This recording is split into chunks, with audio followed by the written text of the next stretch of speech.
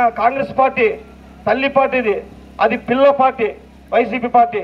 మళ్ళీ ఆ పిల్ల పార్టీ ఇదే తల్లి పార్టీల నుంచే కదా నువ్వు సపరేట్గా గెలిచినావు. కాంగ్రెస్ ఉన్నప్పుడు మంచి అభివృద్ధి పనులు చేసినావు, ఎస్ఎస్ ట్యాంక్ అన్ని కట్టించినావు. మళ్ళీ ఈరోజు వైసీపీ ప్రభుత్వంలో పోయి అవినీతికి పాల్పడితే ఎట్లానా? కాదు, ఎక్కడో నాలుగులోకలు వచ్చిన వ్యక్తి అతను ఏమి చేయలేడు. రేపు 14వ తేదీ పారిపోతాడు. ఈ సాయిప్రసాద్ గారికి ఎదిరించి కొట్టడే శక్తి నేనున్నాను. ఎందుకంటే నాకు నా వెనకాల మీ ప్రజలందరూ ఉన్నారు.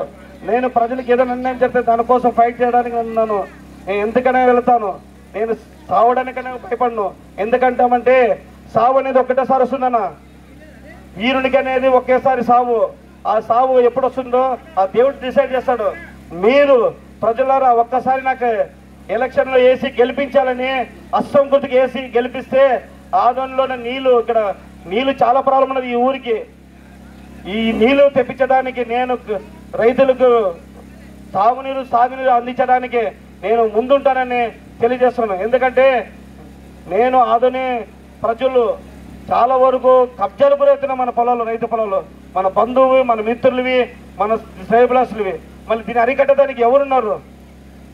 మళ్ళీ ఏందన్న ఒక విషయం, మా ఇంటి దేవుడు మనోజ్ రెడ్డి గారు మళ్ళీ ఆడు ప్లాట్లు వేయించాడు. మళ్ళీ గరస దోకొని కొండనే ప్లాట్లు వేయించాడు. ఇంకా వెనకల పాండురంగ టెంపుల్ ఉంది, ఇంటి దేవుడు మనకు.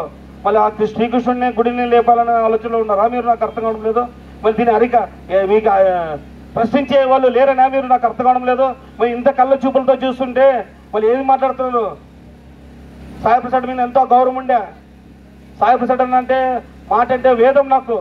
అట్లాంటిది ఈరోజు మన బీసీలు అనేవారు మమ్మల్ని ఒక లెక్కలెక్కల చిన్న చూపు చూస్తుంటే మళ్ళీ దాన్ని చేయించడానికి ఎవరు ఓట్లేసి గెలిపిస్తే మనం మన ఇంటి దగ్గర పోతే కాపలు కాయాల. ఎక్కడైనా ఇది నాకు రాజకీయం అర్థం కావడం లేదు. సరే, పోయిన ఎలక్షన్లోనే నేను ఆయనకి ఎంత కష్టపడి ఎలక్షన్లో ఓట్లు వేయించి ఎంత సొంత ఖర్చులతో నేను వేయించుకున్నాను తెలుసా అన్న. సాయన్న అంటే ఎంతో మంది చేస్తాడు, అభివృద్ధి చేస్తాడు. మేము ఆయన అడుగుజాడలో ఉన్నాము. ఇక్కడ వచ్చిన ప్రజలందరికీ హామీ ఇచ్చినాము, అన్న మేము నన్ను నామకం చూసేయండి సాయిప్రసాద్ గారికి, ఆయన చేయకపోతే నేను గట్లా కొట్లాడి చేపిస్తానన్నాను. కానీ నాకే చేయలేదు ఆయన. నా పొలం, నేను కొనిన పొలంలో అడ్డం వచ్చి అడ్డుపడినాడు. ఎవరికో ఇప్పించాడు. ఒక యాదవుడు ఒక బంధువు అవుతాడు, వాళ్ళతో తీసుకుంటే కోటే వారము యాదవులకు ఉంటుంది. మధ్యలో తీసుకొని ఆయన ఎవరో వాల్మీకి సోదరికి ఇప్పడము ఎంతవరకు నిజమని చెప్తున్నా. ఏమంటాడు తెలుసా? అది కోర్టులో ఉంది, మళ్ళీ నీకు ఎట్లా ఇవ్వాలా మేము చెప్పు అంటాడు. అన్నా నేను కోర్టులో 2.5 ఏళ్ళ నుంచి నేను అడుగుతున్నా, అదే కోర్టులో లాక్ వేసిన దాన్ని నువ్వు ఎట్లా రిజిస్టర్ చేయించినావని నేను అడుగుతున్నాను. అంటే ఈ సబ్ రిజిస్టర్ వీళ్ళు వాళ్ళ చేతుల్లో చెప్పు చేతుల్లో ఉన్నదని వాళ్ళు ఎలా చెప్తే అలా ఆడుకోవడానికి ఇదేనే. అంటే ఎవరు ఎదిరించే శక్తి లేదా? నేను ఆ రోజు డిసైడ్ అయినాను, అన్నా నేను నీకు ఇన్ని లక్షలు ఖర్చు పెట్టుకొని నిన్ను గెలిపించుకుంటే నాకు ఈరోజు నాకు గుణపాఠం చెప్పినావు. ఈ గుణపాఠం త్వరలో నీ ఎలక్షన్లో, రాబోయే ఎలక్షన్లో ఈ యాదవుడే పోటీపడి నీకు నిలబడి నా సత్తా ఏమో చూపిస్తాడని నేను తెలియజేసినాను. ఎందుకంటే నాకు ఒక యాదవ కుటుంబము మొన్న అన్నాడు కడతోట్లోన ఏమని, వాడు నా శిష్యుడే, వాడు ఎవరో మంది మాట్లాడినా డబ్బులు పట్టుకుంటానంట. ఎందుకు డబ్బులు పట్టుకుంటానా? నీకు ఇది ఖర్చు పెట్టినప్పుడు డబ్బులు పట్టుకోలేదా? నిన్ను నమ్మి నీ ఎంత తిరిగినందుకు డబ్బులు పోయలేదా? మళ్ళీ అప్పుడు డబ్బులు పోకపోతే నాకు ఈ రోజు నేను సరిసాయంలో నిలబడి నేను 10 రూపాయలు ఆశ పోయినా కూడా నేను వెనకాడను.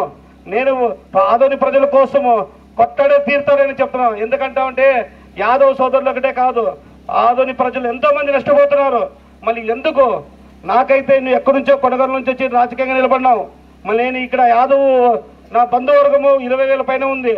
మళ్ళీ నాకు ఇంత బలం పెట్టుకొని నేను ఎందుకు భయపడాలన్నా? నీకు ఇక్కడ బంధుత్వం లేదు, ఏం లేదు. ఇక్కడ వచ్చి నువ్వు వచ్చి 20 ఏళ్ళు నేను ఆశీర్వదించారు ఆదోని ప్రజలు. మళ్ళీ ఏం చేశారు?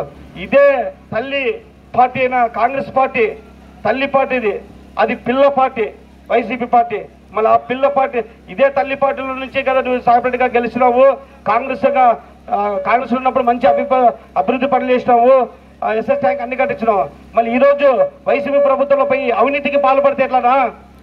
మేము అదే కాంగ్రెస్ లో సాయిప్రసాద్ అనుకున్నాం, కానీ ఈ కాంగ్రెస్ పార్టీ వైసీపీ పార్టీలో సాయిప్రసాద్ అనుకోలేదు. మేము ఆలోచించాను, ఇక్కడ పుట్టిన బీసీని, ఇక్కడ ఎరిగిన ఒక బీసీని, ఒక యాదవ్ కుటుంబంలో పుట్టినోనికి నాకు నిలబడే అర్హత లేదా?